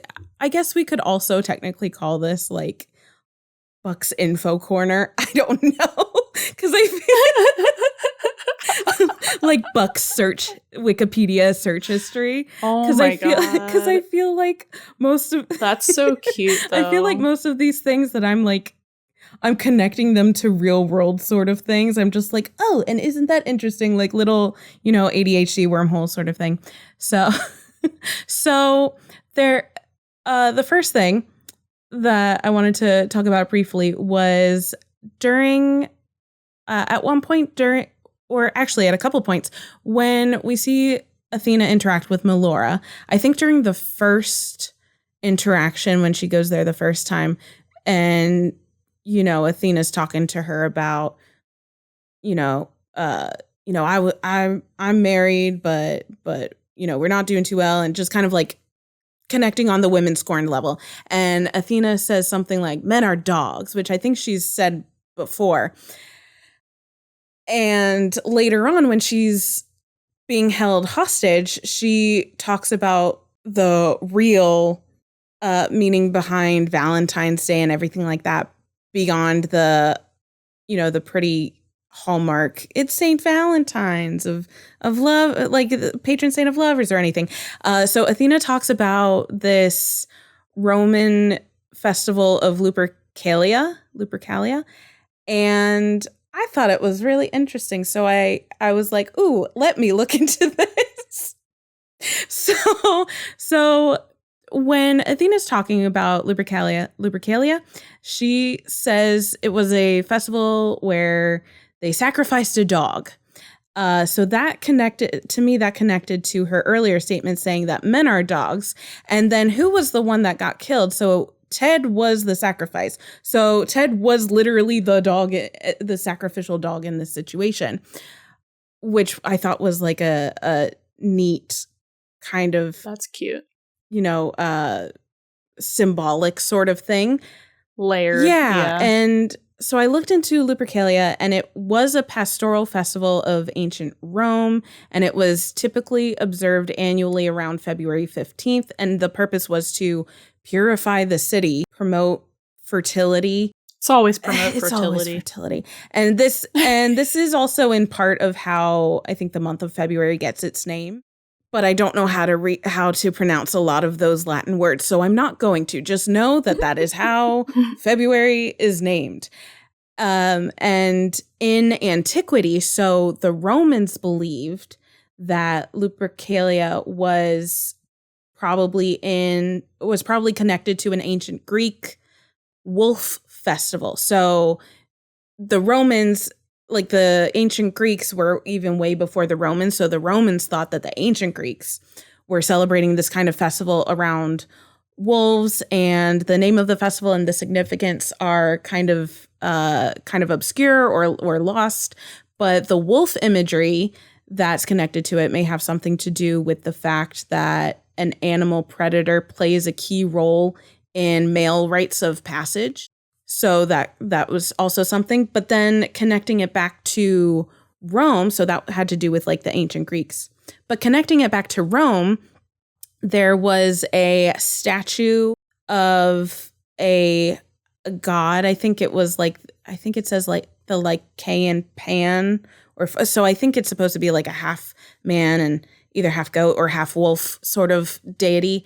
It stood in the cave where the Roman tradition held or believed that Romulus and Remus, which were the twin, according to Roman tradition and history and myth, the twin brothers that were also the founders of Rome that were raised by the she-wolf.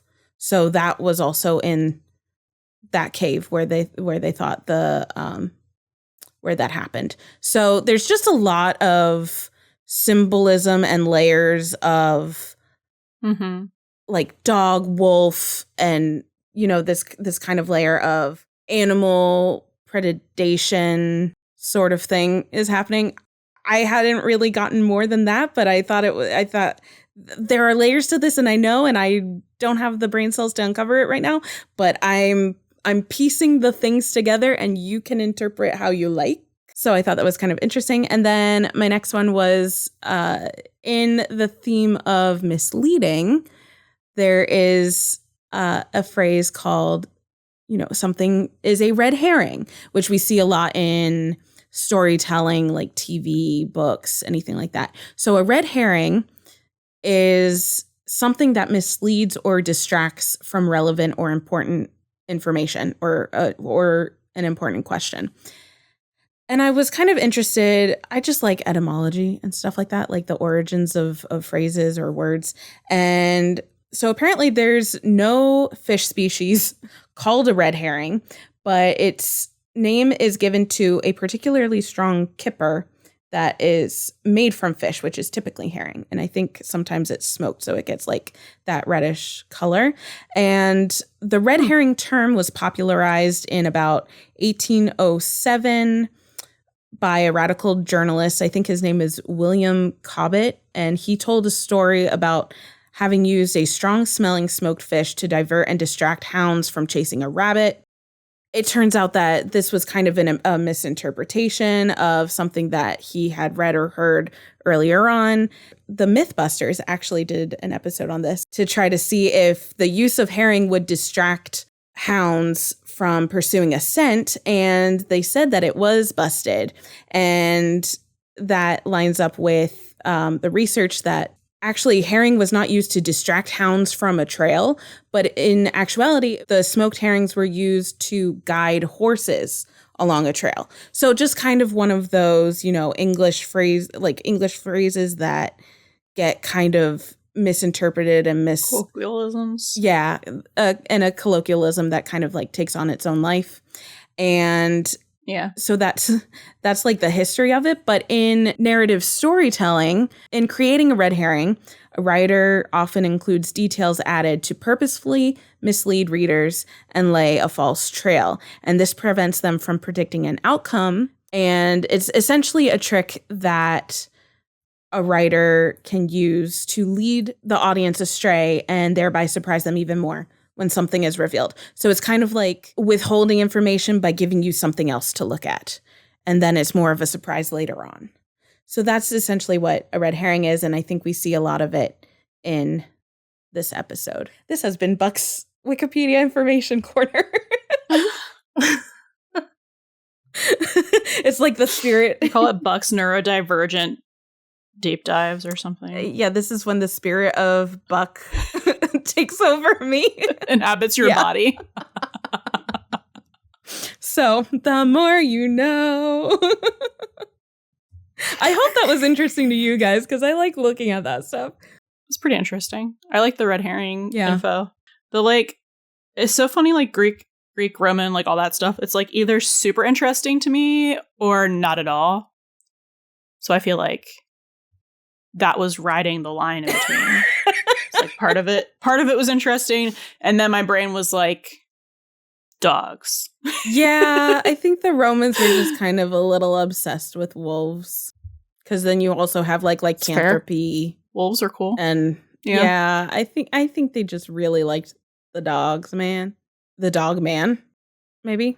And red herrings are just like, I love red herrings. They're so interesting because it's just like a different They're way cool. to weave a story. So, as we know, Tim Minear likes to use. Well, honestly, I don't even know if this is really a Tim Minear thing right now, but like after what we got in season 7 with the whole Vertigo thing, it was interesting that this episode had a lot of movie references. You had like Casanova, you had. Oh, I didn't even think of Casanova as a movie reference either. Oh, I thought it was a movie reference. You had Casanova, you had The Notebook, and finally you had Fatal Attraction. So like during the dinner that Melora had with Ted, you know, she was saying how, I picked a double feature. One of them is The Notebook and Fatal Attraction. Just kidding, not The Notebook, because I hate that movie. And it's interesting that she picked Fatal Attraction because the premise of that movie is this guy named Dan, played by Michael Douglas, has an affair with this woman named Alex while also being married, while also his wife and kids, I think, are out of town. And they essentially they agreed that it's like a fling. That's it. Nothing to come out of it. But then Alex becomes super obsessed and she becomes all stalker, super psycho stalker. It's all coming back to me now. To the point that she kidnaps. She does follow. So like Dan and his family move to another city, but like she stalks them and it goes to the point of kidnapping their kid and all of that stuff and doing a bunch of literally insane things, which kind of connects this movie to Melora. Again, it's interesting that she had to say that, yeah, we're going to watch Fatal Attraction. And you kind of see it with everything that she does to Ted after she basically kills him, like she's like gluing him together. It's like super insane. And then she some of the other things that ticks Athena off, like when she's at their house, she's at her house, like at the second visit, like the thing about ammonia and peroxide, like she was complete psycho, ready to do a lot of unthinkable stuff. So oof. Again, that was great that they picked that movie to just like drop into the episode. I think it was that and all of the like bajillion prescriptions. Yeah. Yeah. Where she was like, okay, I'm scared. I am unsafe.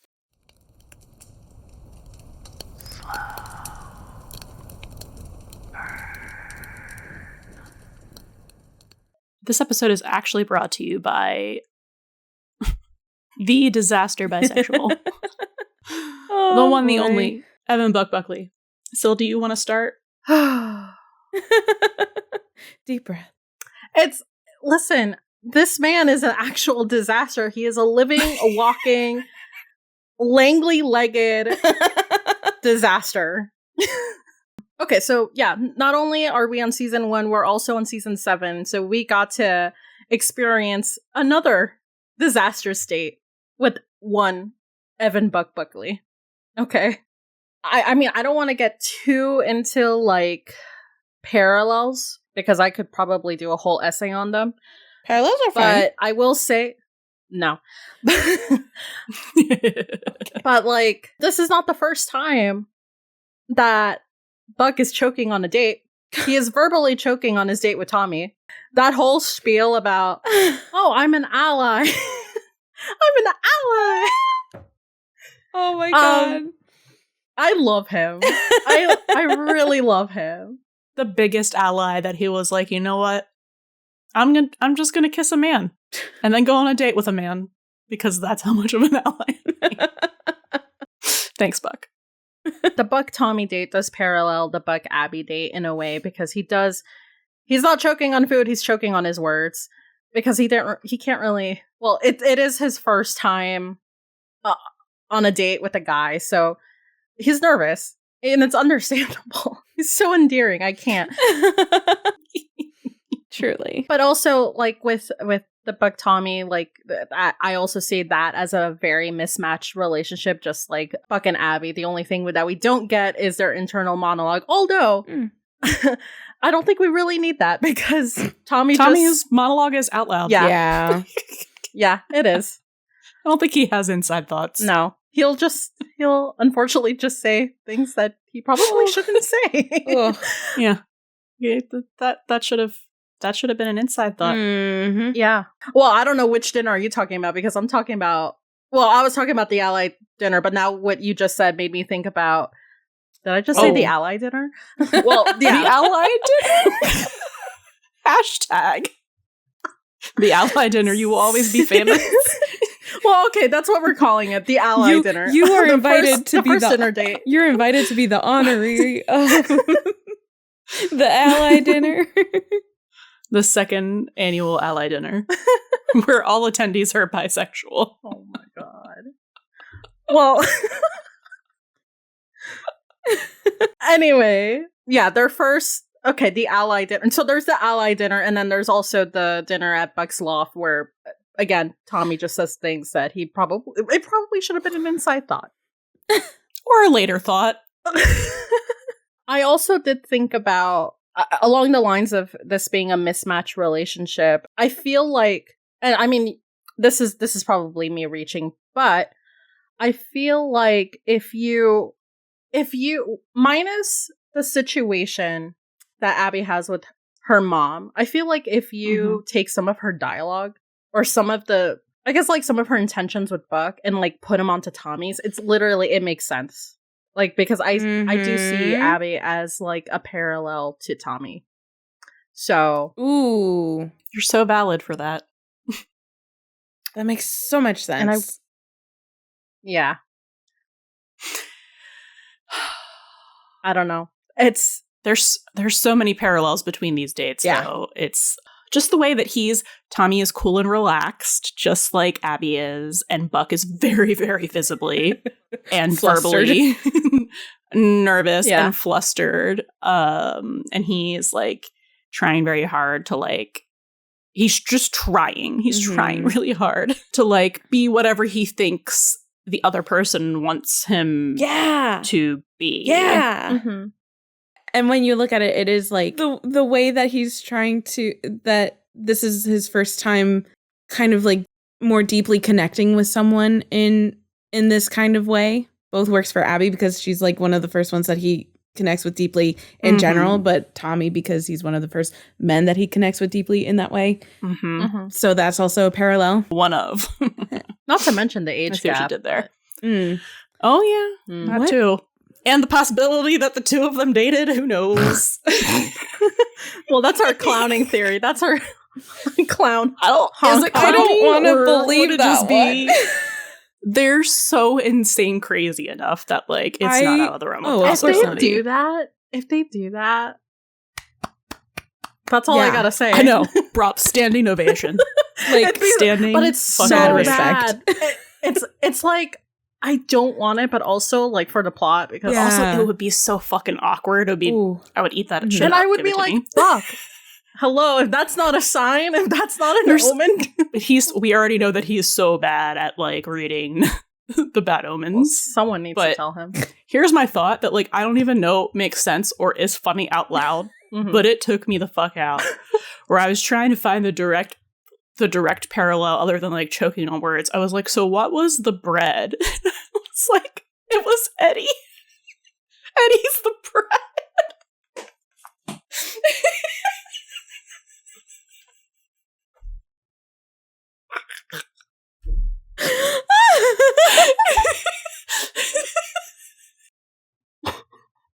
Why does that work?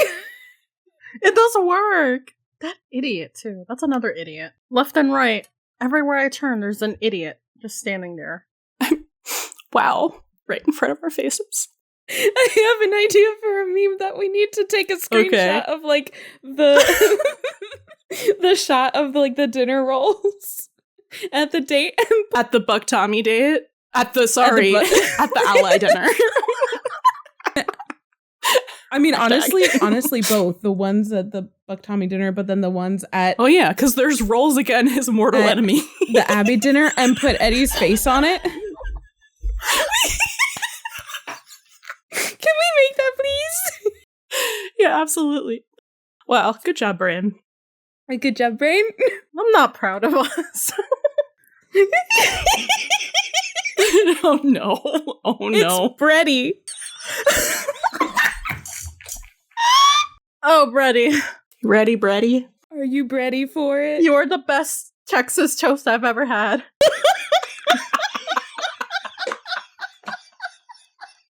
If only it was.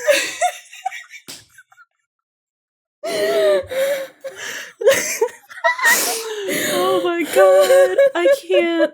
When Buck and Eddie have their first date, there better be some Texas toast, and he's not going to choke on it, okay? Redemption. It'll go down smoothly. He's going to be able to eat the bread. He's not going to choke on his words. He's going to be like, this is how I know he's the one. Get past the bread course. The bar is that low for a date for him. Damn. Well, you know, he's had several dinners with Eddie. He hasn't died from those. It's kind of like the lasagna theory when you think about it. So now we have Breddie theory. You heard it here now, folks. we offer to you Buddy Phantom. You've seen couch theory. You've seen lasagna theory. Now we introduce you to Breddie theory. Oh my god. Fire up those ovens. We're on a roll. Oh my god, Rachel. Dear God, give me strength.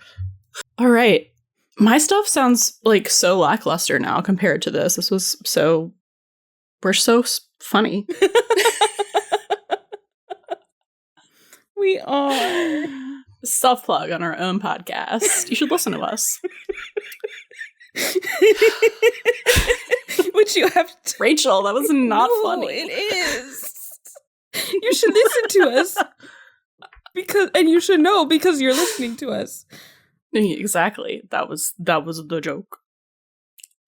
So I just had some like very official definitions for the audience of disaster bisexual from very trustworthy sites such as fanlore.org and Urban Dictionary. The Bible, you mean? Yeah. Yeah. I enter into evidence for disaster. A disaster bi, according to fanlore.org, also called a disaster bisexual, bisexual disaster, and bi-disaster, is a bisexual person or character who is some combination of messy, impulsive, unsuccessful in life or love, full of chaotic energy, and or socially inept or inappropriate. The term is used outside fandom typically as a humorous self-identification, but it is also applied to characters who are canonically bi or headcanon as such by fans. You got there, Buck. You're actually canonically bi now. Ooh, I think he's Love all this for of you. those. He is literally Like, all of those. yeah. He's literally the definition. Okay, I should just put his picture up there. he is messy. I mean, like not like his apartment, which, oh my god, I could do a whole episode about his apartment. But like he's not actually like messy in that sense of Messy in the life term, sense. but he is like a messy in the life sense. Yes. He's impulsive. We've talked about that a lot, and we're only 6 episodes into the show. He is unsuccessful in love. Like I wouldn't say life, but he is unsuccessful in a big part of life that he wants to be successful in, that he keeps trying again and again. Full of chaotic energy. That's exhibit A through Z. And socially inept or inappropriate. I think it's like slightly inept because like he's really great at reading people until he's not. Mm-hmm. Which is normally in the romantic sense. Yeah. That's where it just kind of like Yeah. stops. And then this is just a little bit for funsies because I liked the example. Urban Dictionary defines a disaster bisexual. Well, the first definition. There's many. But the top definition is a person who is attracted to every new hot person they meet, but is a total mess about it, whether it's coming on way too strong or by being unbearably awkward. Oh. Either Oh, way, no. the result is pure chaos. Got him. That's literally Got him. Season 2, episode 1. Uh-huh. Season 2, episode 1. He was just I would like to enter that into evidence. He was just confused and jealous. Yeah, he's got big emotions. The example for this is Dean Winchester. Didn't he use the Last Night on Earth pickup line on Castiel and Castiel's sister? Absolute disaster bisexual. Shaking my head. Buck is a fucking...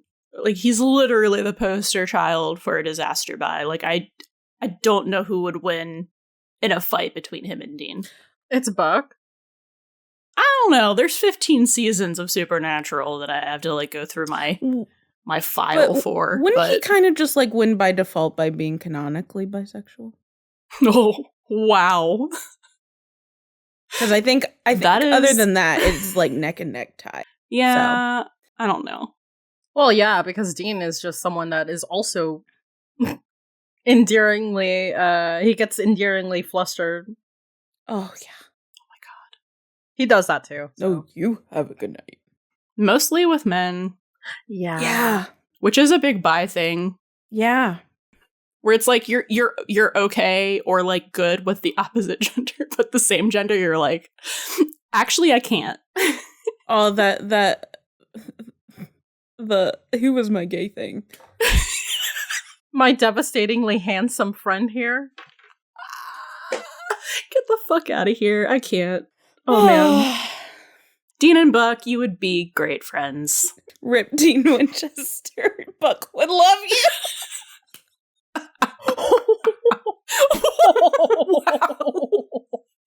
I know that's kind of like the backwards way of that meme, but like... That was completely accurate. They would get along so well. It's, too bad that Buck is an ass man because...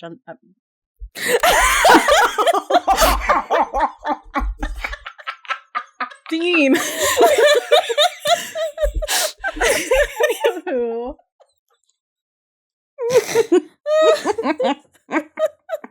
Shit. That is too bad. It's okay. Mm-hmm. Cass is there. Mm-hmm. You know, I wonder between the two, well, you know, Dean and Cass, who would be his favorite character, or who would he have a crush on, Dean or Cass? I feel like Dean would be too similar to him. I think Cass.